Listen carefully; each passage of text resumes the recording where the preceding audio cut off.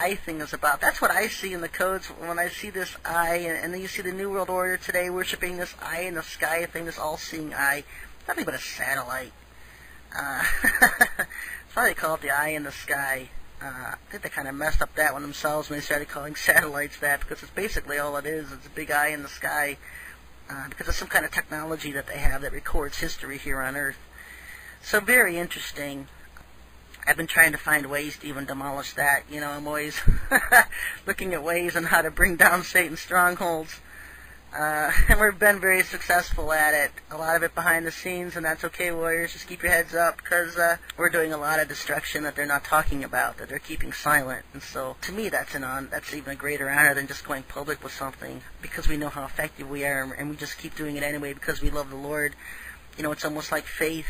We've never seen him with our eyes, but we know he exists. And that's the same way with a lot of the exploits we're doing today. We don't see a lot of the deaths being caused, but we know what's happening anyway. I mean, look, you've heard my song in the beginning of the show, It's Raining UFOs. Because we're causing the destruction of a lot of their UFOs with the orgone in the air. And so they hit that orgone, and boom, they're down. And we haven't even seen the tip of the iceberg on that yet. When they do start to arrive to Earth is when we're really going to see the effects of orgone on all these alien forces that are coming to Earth, these different groups. And the Bible even talks about them when you start to know what to look for, you know, even with the fourth horseman where death and hell are following after him and stuff. These are alien invasions. Revelation chapter 9, there's 2 different alien invasions, and just when you know what to look for, whenever it's talking about Satan and his forces, referring to these alien beings, we call them aliens. They're actually just fallen angels. But in today's terminology, most people just refer to them as aliens, and then they try to confuse the whole issue by saying that some are friendly and some are evil, and well, they're all evil, folks. There's no good aliens. Like I've said, if they were good aliens, they would be angels in heaven. They would be celestial beings, not terrestrial beings. Terrestrial beings have been kicked out of heaven, and so it's 2 different forces we're dealing with. But back to what I was talking about. On these rabbit trails. I'm going to wrap that up on Solomon tonight. I'm not going to, maybe next week I'll bring out more about him. But that's pretty much it with him, because he's tied into all this just because of Freemasonry today being dominant. And it's the Freemasons that are behind the eye in the sky and this whole New World Order concept, because they're the ones being used to bring the New World Order to the world. And which gets us back to Satan's stomping ground. And I think the church, most of those in the church would be amazed to realize that Satan's stomping ground in the world today is America, that it's his home base. I'm talking about that for several years now. And as sickening as it sounds, because there are so many God-fearing and God-loving people here in America, at the same time most have been so hoodwinked that they've helped fund the entire New World Order and don't even realize it. And so that's part of just all the deceptions that are coming. The churches today still funding Zionism, still supporting Israel, and it's Satanists running Israel today. It's Satanists running the American government today, and they're all in cahoots together. It doesn't matter which race they are, what color they are, what church they belong to. You can't even get elected into a government today unless you belong to secret societies. Do your research. All of these presidents we've had in the last 50 years, and look at Israel's, they've all been serpent seed Jews, the Khazar Jew line in Israel, that is serpent seed. In America, they've all been Illuminati lines, which is serpent seed. Hitler was serpent seed. It all ties in together. They all work together. It's all a serpent seed Satanism running America and Israel today and most of the world's governments today. Look at England, Europe, many of the countries there. And the ones who dare fight against the New World Order end up being overthrown. You know, America's big tout for democratizing the world has become nothing less than bringing Satan to the world.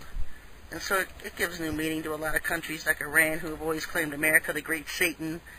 When you start to do your research, you realize why, and that it's not a lie at all, that our government is.